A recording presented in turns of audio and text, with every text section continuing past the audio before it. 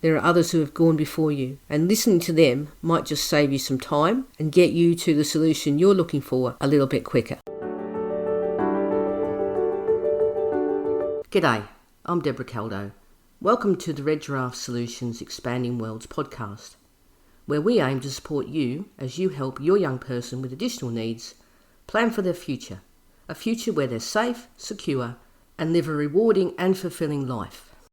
From around the world, I share stories and I share solutions from people making this possible right now.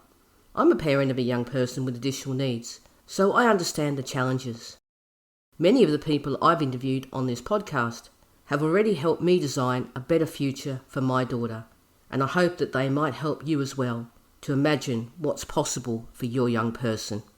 This podcast is made possible by Red Giraffe Solutions, which is a project I'm proud to be part of, supporting families to build a better future for their children.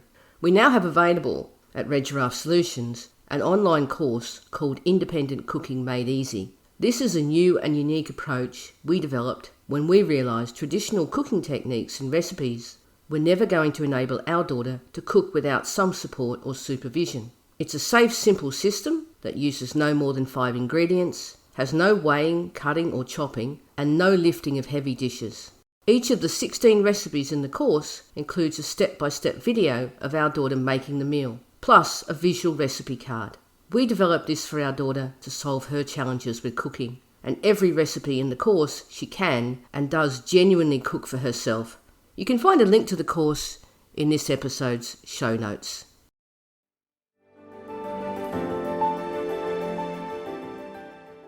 When this podcast first started, it was talking to people that I knew personally, and then it was reaching out to organisations local to me, and then for some reason, which I honestly can't remember why, I started reaching out to other organisations further afield that had ideas that I was interested in, that had amazing solutions, and I thought I should find out a bit more.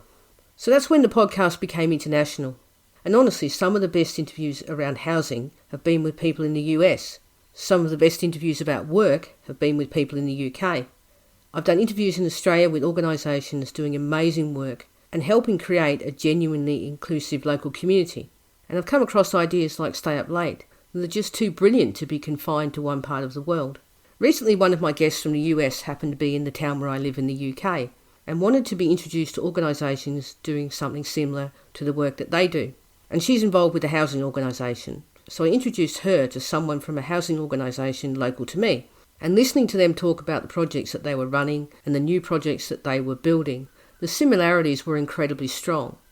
Of course, when I speak to someone in Texas, as I did last week, then that's not a solution I can use. But I still learn from that conversation. And while I know we're all busy and only have limited bandwidth, I believe that when we don't look wider and learn from each other, wherever we are, we can end up reinventing that proverbial wheel. We can end up doing things that we didn't need to do, spending time and potentially money doing things someone else has already tried, successfully and unsuccessfully.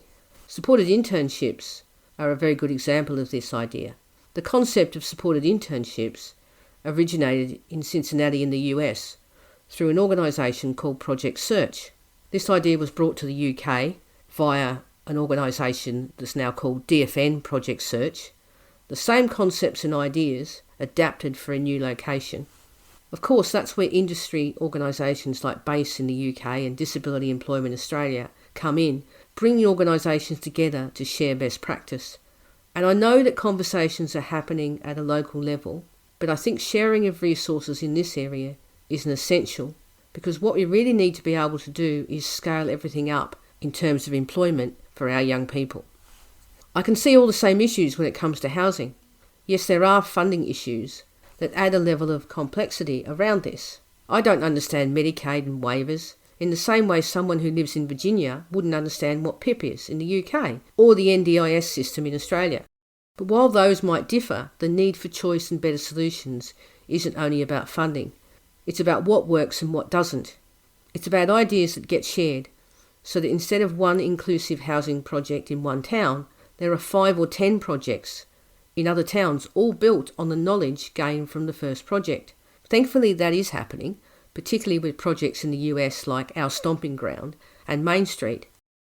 But the reason I'm so passionate about this whole idea of sharing ideas from wherever we live is that I think it will accelerate the changes we all want.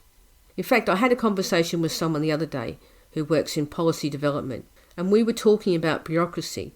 And he said one of the biggest issues is that government thinking is 5, 10 or sometimes even 15 years behind what our young people expect and what they want to achieve in their lives. This is obviously an advocacy issue and about changing government policy, but policy is driven by what we as a society expect. We already know the impact that increasing the level of employment for our young people has on wider society's perceptions. The same goes for when inclusive housing projects are embedded in local communities. And one way to bring about the change we want a whole lot faster is to scale up everything we're doing. Employment opportunities, housing options, inclusive communities, and I believe we'll do that a whole lot quicker if we spend more time listening to each other, talking to each other and learning from each other. Because at the end of the day, our common goals are more important than any differences we might have because of where we happen to live in the world. Now I can talk about the importance of learning from others, but that can be easier said than done. So the one thing I can offer to help is that all these podcasts from all around the world are filed into playlists. So whatever topic you want to hear about, you can find lots of different voices to listen to and learn from. You can visit the Red Giraffe Solutions YouTube channel, where you'll see playlists for housing, purpose, cooking, relationships, financial issues, and many, many more topics. Whatever your focus is right now, there are others who have gone before you, and listening to them might just save you some time and get you to the solution you're looking for a little bit quicker.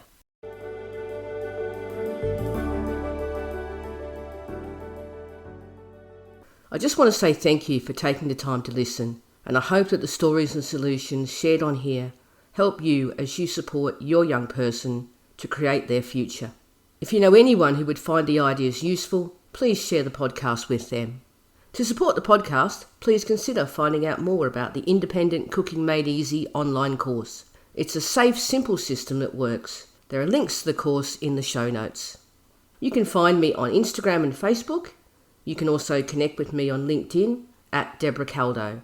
I'd love to have a conversation with you on any of the topics we all care about. Bye for now.